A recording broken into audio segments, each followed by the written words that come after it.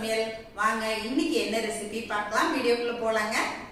Sarasu food products பொடி வகைகள் தேவைப்படுறவங்க இங்கே கொடுத்துருக்க வாட்ஸ்அப் நம்பரில் காலை 10 மணி முதல் இரவு 7 மணி வரைக்கும் எங்களை காண்டாக்ட் பண்ணலாங்க. இன்றைக்கி நம்ம ஆப்பம் மாவில் ஒரு குழி பணியாரம் தான் நான் செஞ்சு காட்ட போகிறேங்க. வீட்டில் நம்ம ஆப்பத்துக்கு அரைக்கும் போது கொஞ்சம் மாவு எடுத்து வச்சிட்டோம் அப்படின்னா, ஆனால் புளிச்ச மாவாக தாங்க இருக்கணும் கண்டிப்பாக. எடுத்து வச்சுட்டு அதில் நம்ம வெல்லம் சேர்த்துட்டு தேங்காய் துருவல் சேர்த்து ஈஸியாக செய்யலாங்க. இன்றைக்கி இந்த குழிப்பணியாரம் எப்படி செய்கிறது அப்படின்னு தான் உங்களுக்கு நான் செஞ்சு காட்ட போகிறேங்க. இது குழந்தைங்க ஈவினிங் ஸ்கூல்லேருந்து வந்தோடனேலாம் நம்ம டக்குன்னு ஈஸியாக செஞ்சு கொடுத்துடலாங்க. நம்ம எப்பயாச்சும் ஒரு நாள் ஆப்பத்துக்கு போடுவோம் இல்லைங்களா, அந்த மாதிரி அரைக்கும் போது நம்ம டக்குன்னு ஈஸியாக இந்த குழிப்பணியாரம் செய்யலாங்க. வாங்க இப்போ எப்படி செய்கிறது பார்க்கலாம்.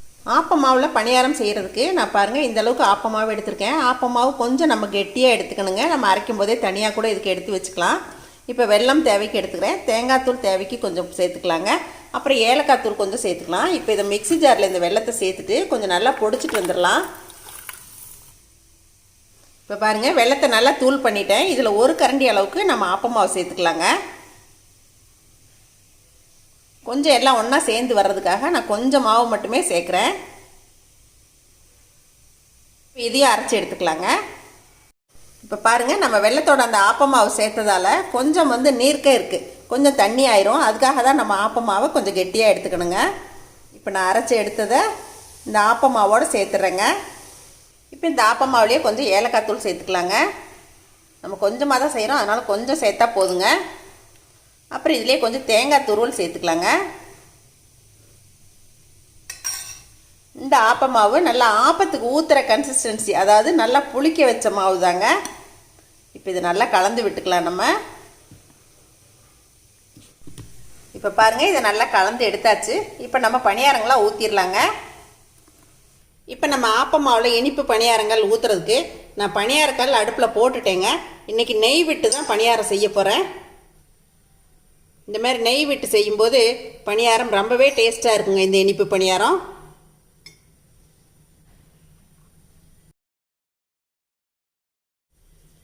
குழியில் எல்லா பக்கமும் படுற மாதிரி இந்த மாதிரி பரவி விட்டுக்கலாம்.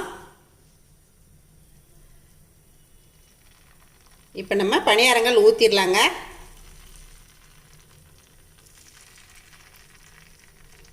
அதே மாதிரி பணியாரம் ஊற்றும் போது கொஞ்சம் மிதமான தீயிலே வச்சுக்கோங்க. ஏன்னா நம்ம இனிப்பு போட்டுக்கிறதால சீக்கிரமாக செவந்துடும்.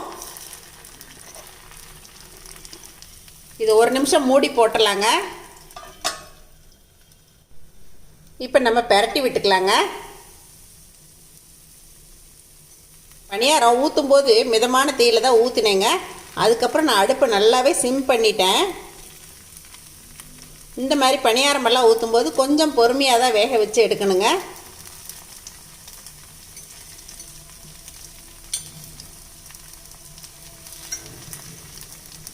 இப்போ எல்லாத்துலேயும் ஒரு சொட்டு மட்டும் நெய் விடுறேங்க.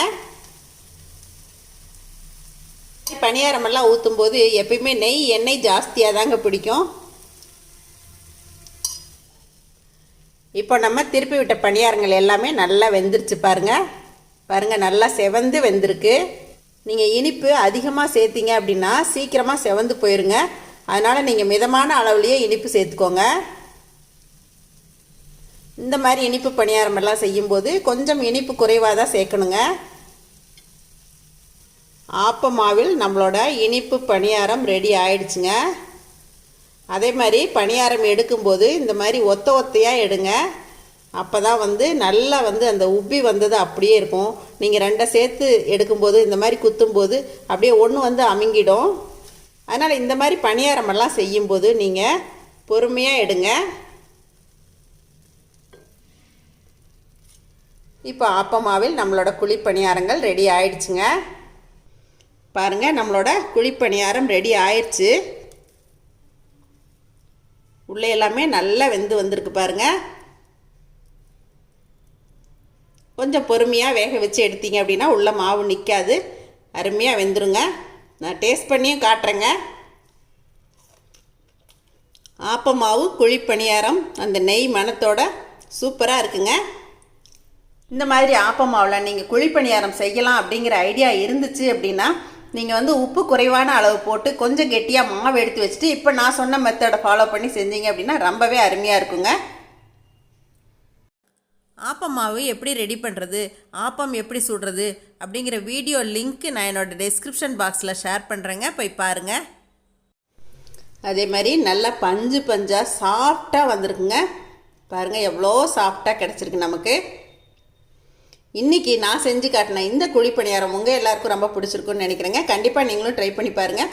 அதே மாதிரி இதே ஆப்பமாவில் நம்ம காரப்பணியாரமும் செய்யலாங்க. வெங்காயம், மிளகா, கொத்தமல்லி, கருவேப்பிலை, கடுகு, உளுத்தம் பருப்பு இதெல்லாம் தாளித்து கொட்டிட்டு செஞ்சிங்கன்னா அது காரப்பணியாரங்க.